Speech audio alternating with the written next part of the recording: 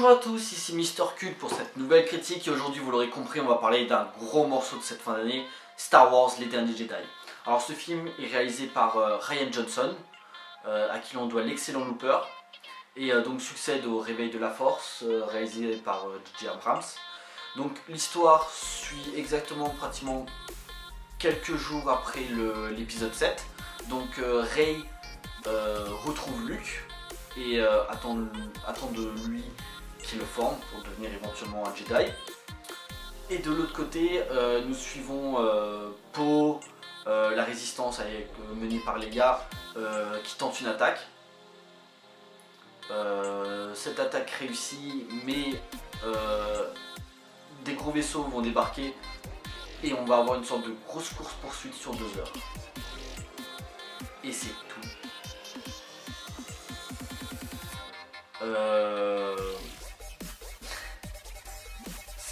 Ça fait un peu bizarre de dire ça comme ça, mais le film, en son histoire, est un peu vide de substance. Et ça me fait chier parce que j'avais beaucoup d'attentes sur ce film. Et comme j'ai dit, le film précédent avait laissé beaucoup de questions en suspens. Et cet épisode les a tous fermés sans forcément y avoir répondu. Ne vous inquiétez pas, je vais développer. Le film déjà, pour compléter ma critique, je suis désolé mais je vais devoir spoiler comme un bâtard. J'ai pas le choix. Sinon, à part vous dire oui, il y a ici ça qui est bien, ça c'est pas bien, il faut que j'aille plus loin pour vous dire ce qui ne va pas dans ce film. Alors déjà, pour commencer on va parler des points positifs. Au niveau de la mise en scène, déjà ça change un petit peu. J.J. Abrams, on avait tout le temps l'habitude de ces lance-flares qu'on voyait déjà dans la saga Star Trek. Là, Rian Johnson utilise une mise en scène un peu plus minimaliste, très axée sur le son et les couleurs. Le rouge est une couleur très dominante dans le film et qui fait beaucoup sens sur certaines scènes. Et au niveau de la mise en scène, on a beaucoup de plans serrés et de comment dire qui font sens. Je veux dire, c'est jamais gratuit avec des plans très stylisés, mais jamais gratuit. Et ça c'est plutôt cool. Au niveau aussi, c'est que le film a su garder l'esprit Star Wars sans jouer sur le fanservice. Parce que l'épisode 7 jouait beaucoup sur la nostalgie de la trilogie originale. T'as l'impression de voir un remake du 4. Beaucoup de gens en ont parlé, mais je dois y revenir. Là, le film a pu essayer d'éviter cet effet-là, c'est plutôt sympa. Même si il y aura d'autres choses à dire au niveau du scénario. Parler d'un nouveau film Star Wars, c'est toujours compliqué. Parce que pour beaucoup maintenant, depuis 40 ans que cette saga existe, c'est devenu presque comme une sorte de religion pour beaucoup, avec ses bons et ses mauvais côtés. Il y a eu la trilogie originale, le 4, 5, 6, qui a marqué pour beaucoup le cinéma, avec des nouveaux effets. La prélogie aussi qui, malgré tout, même si maintenant elle est mal vue, à l'époque avait été une révélation au niveau des effets spéciaux, qui encore aujourd'hui s'inspire de cette saga, qu'on en dise du mal ou du bien. Et forcément, depuis 5 ans, le fait que Disney rachète cette saga, beaucoup avaient peur parce que beaucoup pensaient que George Lucas, qui a créé cet univers, cette saga, voilà, il n'est plus les mains libres sur ce truc. Et forcément, Star Wars allait perdre un petit peu de son âme presque. Et je suis fan de Star Wars. Et ça va être dur de faire cette critique sans se faire taper dessus. Parce que je suis pas fan du film. Voilà. Pour poser les bases dès le début, je suis pas fan du film. Ce que j'ai beaucoup aimé aussi, c'est le cynisme par rapport à la guerre.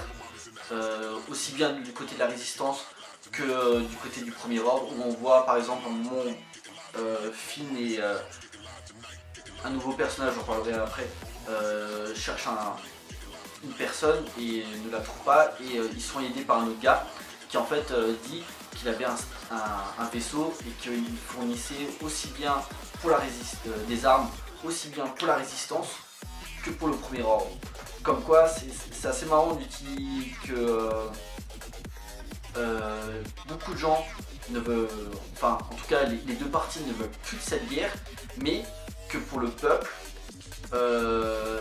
ça les arrange parce que ça leur fait un petit peu tourner leur business.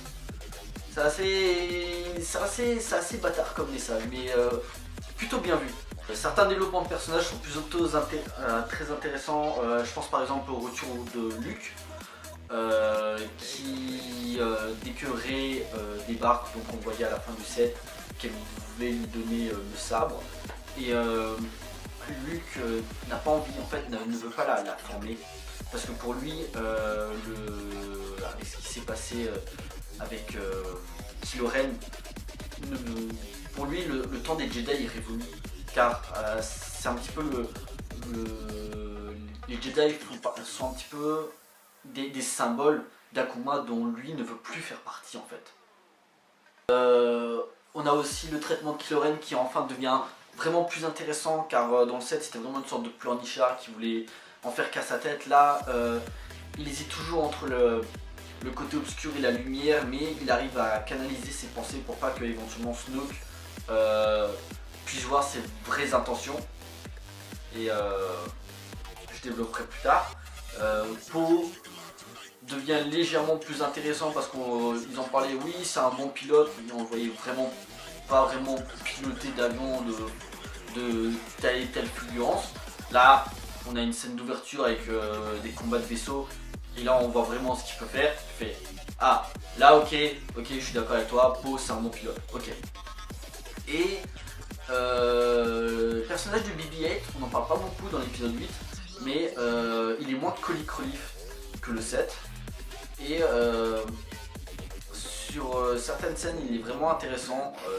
Il sert un petit peu de schéma pour savoir quelle direction faut prendre, et voilà, il est moins dans l'humour forcé qu'on avait dans le 7, genre qui était là genre plus pour vendre des jeux qu'autre chose, et là il sert vraiment à quelque chose, et un petit peu comme R2D2 quoi, et ça fait vraiment du bien de voir un personnage qui qu'on pensait insignifiant puisse faire avancer l'intrigue sur certains persos, même si l'arc qui utilise n'est pas très intéressant, mais j'y reviendrai aussi. Encore au niveau des qualités, bon, le fait que les scènes d'action sont toujours bien chorégraphiées, bien filmées, ça y a pas grand chose à dire. Il y a une scène au sabre laser, une seule, ce qui me fait un peu chier, mais malgré tout elle est bien faite, elle est bien chorégraphiée. C'est un combat avec Rey et Kylo qui affrontent d'autres mecs, on sait pas vraiment qui c'est, mais ben il y a une vraie puissance. On sent vraiment voilà, on retrouve un petit peu, pas vraiment le 4, 5, 6, mais plus dans l'épisode 1, 2, 3, les combats au sabre laser qui étaient super bien chorégraphiés. J'ai retrouvé un petit peu de ça dans cette scène, ça faisait plaisir. Les combats de vaisseaux sont assez nerveux, et il y a des beaux mouvements de caméra qui donnent vraiment une impression pareil que... Parce que ces nouveaux films jouent beaucoup sur la nostalgie de la première trilogie, mais bah, il pique quand même certaines idées de l'épisode 1, 2, 3, les combats de vaisseaux, les combats au sabre laser, et voilà, comme quoi finalement la prélogie, tout n'était pas à jeter dedans. Si tu empruntes certains trucs de cette saga dans tes films. Très bien, alors maintenant on va parler un petit peu de ce qui ne va pas dans ce film. Le film dure 2h30, c'est le plus long de tous, et c'est trop long. C'est trop long, et à certains moments c'est chiant même.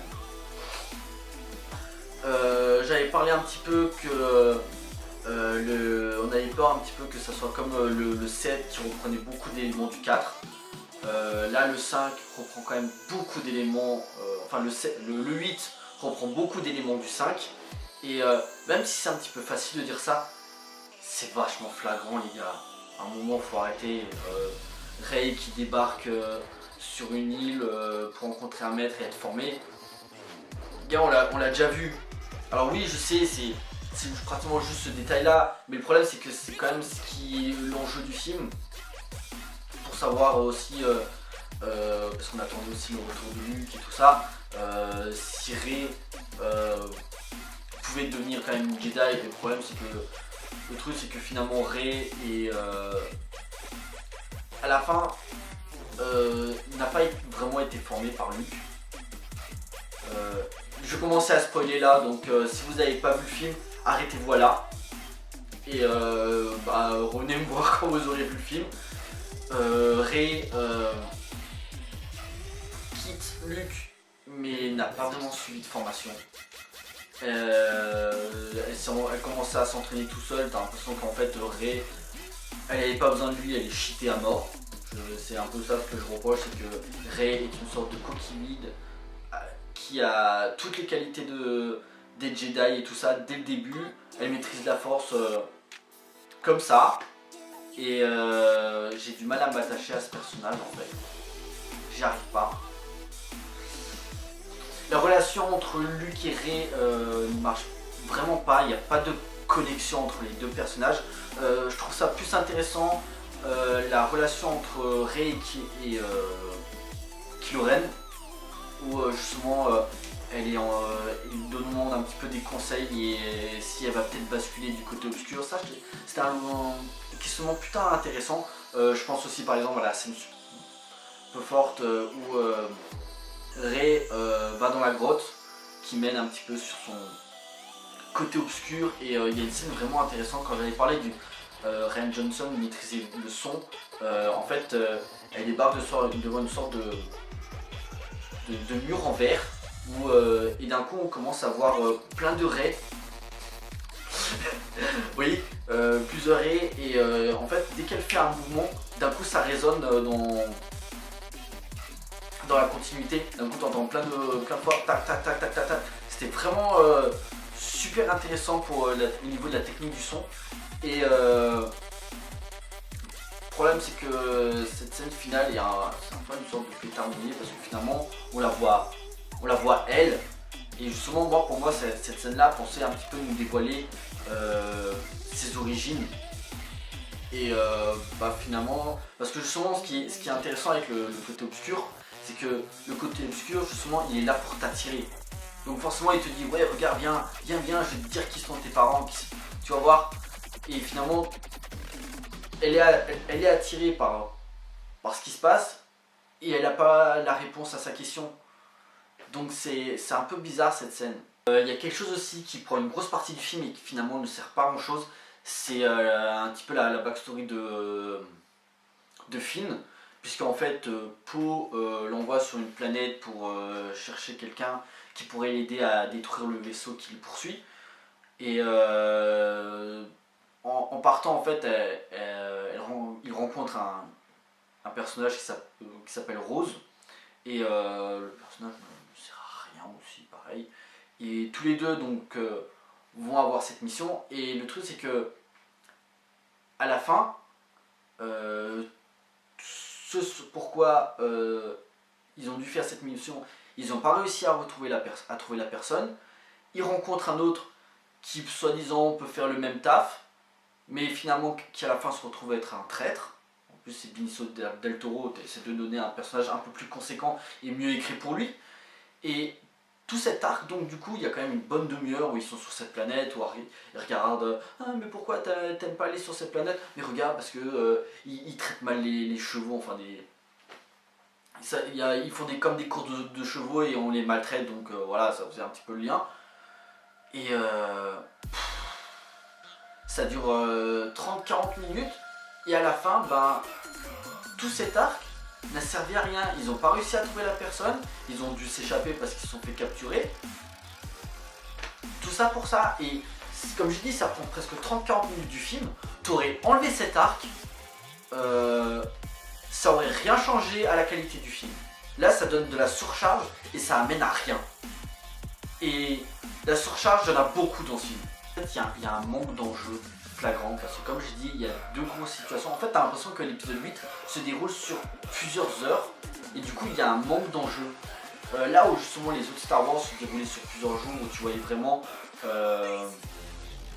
la guerre vraiment évoluer entre la résistance et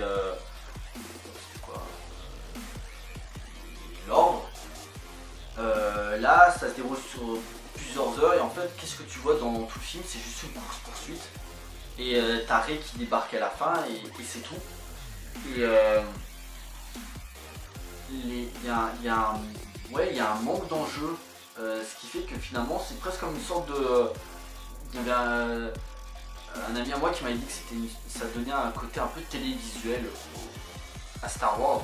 Parce que comme j'ai dit, c'est vraiment quelques heures dans l'univers et c'est comme une sorte d'épisode. Voilà, il se passe un truc, le truc il est résolu et ben on passera à autre chose.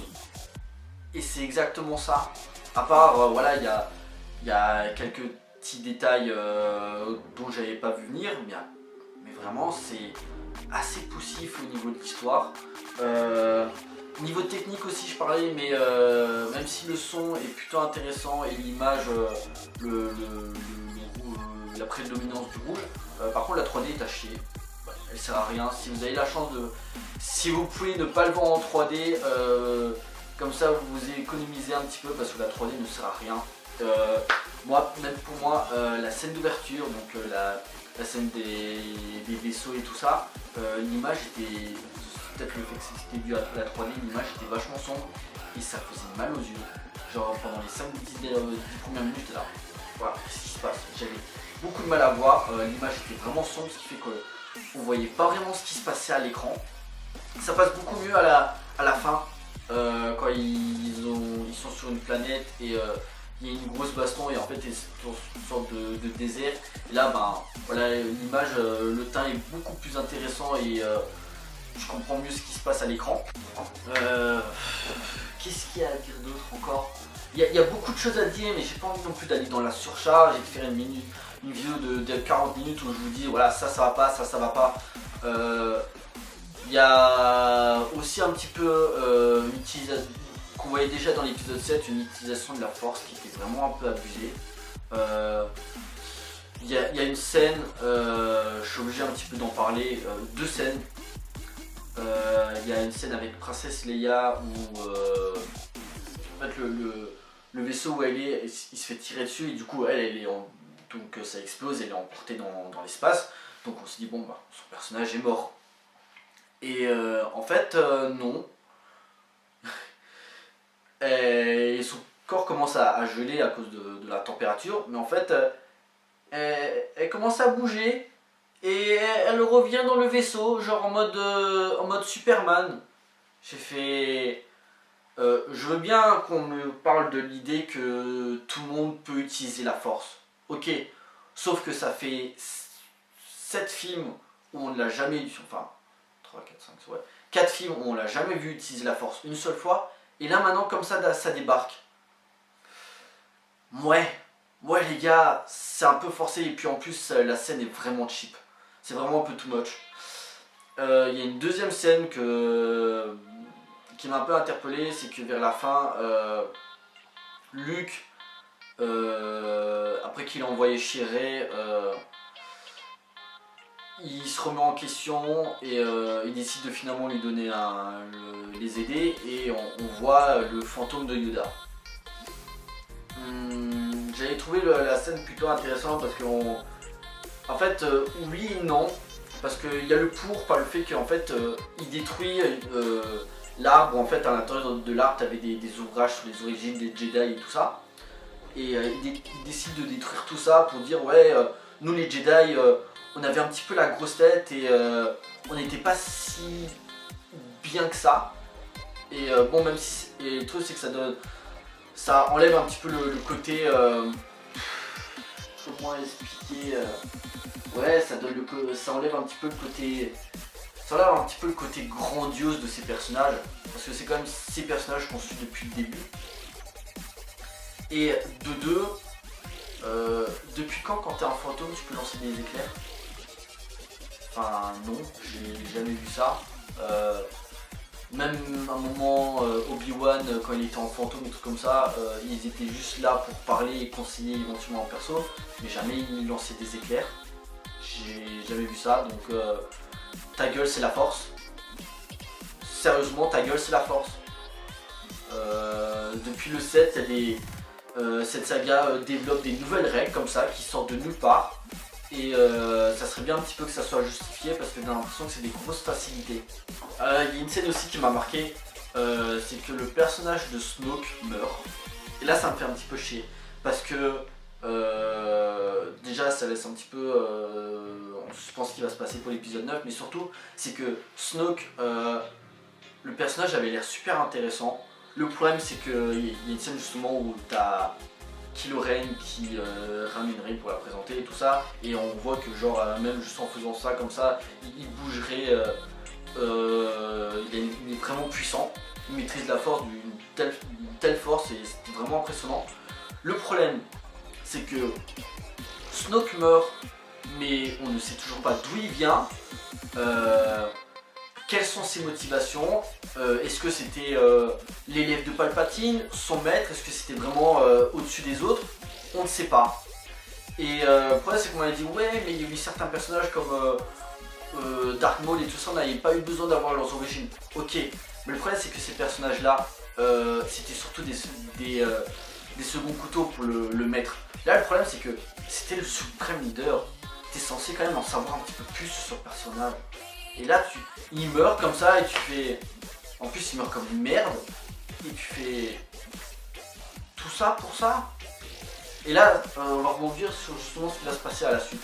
Parce que du coup il meurt et c'est Kylo Ren maintenant qui prend les rênes du nouvel ordre. Et si ça va être lui le méchant de l'épisode 9, bah ça a pas l'air ouf. Parce que même si j'aime beaucoup le traitement du personnage, il a pas l'étoffe pour être le gros méchant. Je suis désolé. Oui, alors, ok, je m'y attendais pas sur la mort de Snoke parce que ouais, on veut pas faire comme l'épisode 5. Ok, le film ne veut pas faire comme l'épisode 5 comme on aurait pu le penser. Le problème c'est que tout ce qu'il propose ce film n'est pas intéressant. Ça ne mène nulle part. Les personnages, il se passe des choses, mais niveau personnalité, ils sont toujours pas développés. Le peu de choses nouvelles qu'ils développent n'amènent à rien. Et là, j'ai très peur pour la suite. Parce que, comme j'ai dit, l'épisode 7 avait amené beaucoup de questionnements. L'épisode 8 les a toutes refermés. Surtout par le fait aussi qu'il y a beaucoup de personnages qui meurent. Qu'est-ce qui va rester dans l'épisode 9? Donc en gros, ça va être quoi? Ça va être Kylo Ren avec son Hux là, le roux là, dès que tu le vois, t'as l'impression que c'est un gosse de 15 ans qui pleure parce qu'il a pas ce qu'il veut. C'est ça les méchants du 9? Et bah ça donne pas envie personnellement. J'étais vraiment hype pour cette nouvelle saga, mais là Disney les emmène droit dans le mur. Et ça me fait chier. Parce que pour l'instant, le meilleur film de ces directions prises par Disney, c'est Rogue One et c'est un spin-off. Et le truc c'est que on n'avait pas trop d'attentes sur Rogue One parce que, enfin, je l'attendais, c'est un Star Wars, mais disons qu'on savait les tenants aboutissants du film parce que ça se passait entre le 3 et 4, donc on savait ce qui allait se passer dans ce film. Là, cette nouvelle trilogie, t'es censé développer un nouvel univers, des nouveaux personnages, et tu fais quoi? Tu fais que jouer sur la corde nostalgique et des personnages qui sont vides de substance. Ou alors il faudrait peut-être que j'ai vu l'univers étendu, des comics, des jeux vidéo pour comprendre ce qui se passe. Mais non, c'est pas ça un film. Un film, tu vois le film, tu dois savoir ce qui se passe dedans, tu dois savoir qui je suis comme personnage. Voilà. Et là non. Donc pour moi, Star Wars 8, et c'est pas non plus une merde, comme j'ai dit, il y a quand même des scènes qui sont plutôt intéressantes.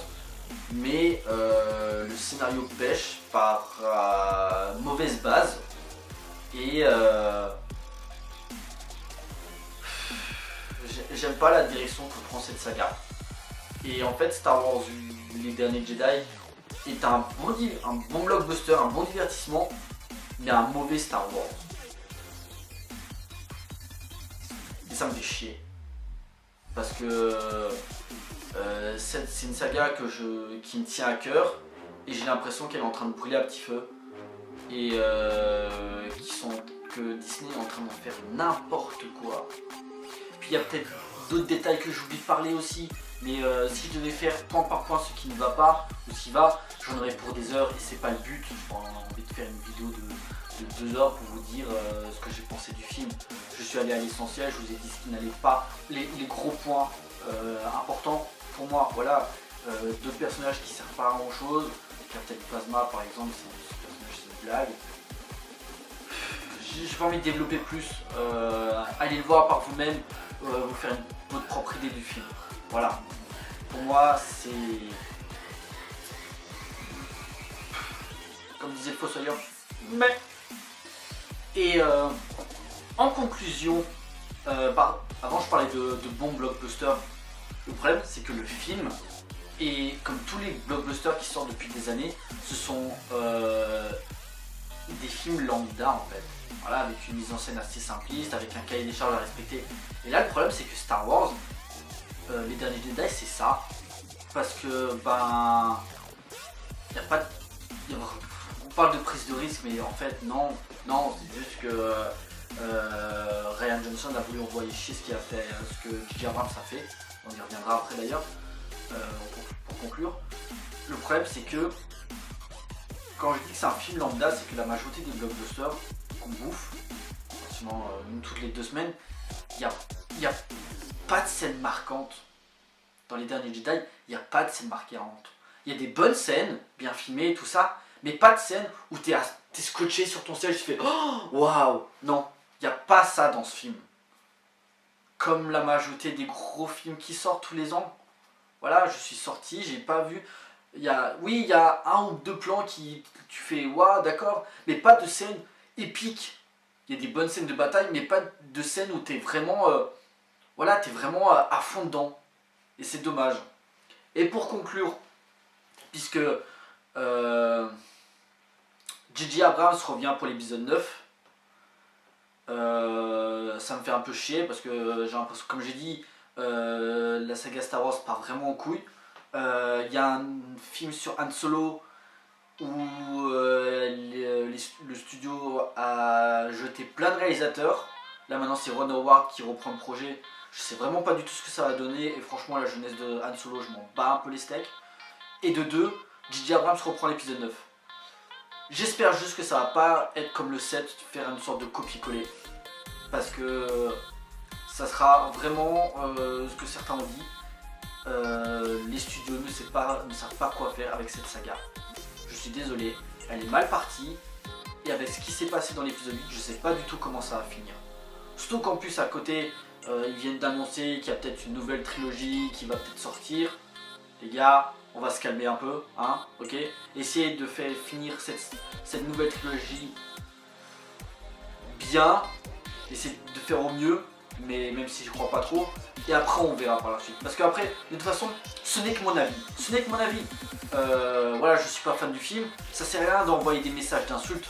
De toute façon, je vais pas vous dire n'allez pas le voir, allez le voir de toute façon. C'est Star Wars, le film il est déjà en train de péter des scores, donc de toute façon que je vous dise qu'il soit bon ou mauvais, vous irez quand même le voir. Voilà. Ce n'est que mon avis. Comme beaucoup qui ont adoré, qui ont détesté. Voilà. Ok. Attendons de voir la suite, mais je suis vraiment pas hype. Voilà.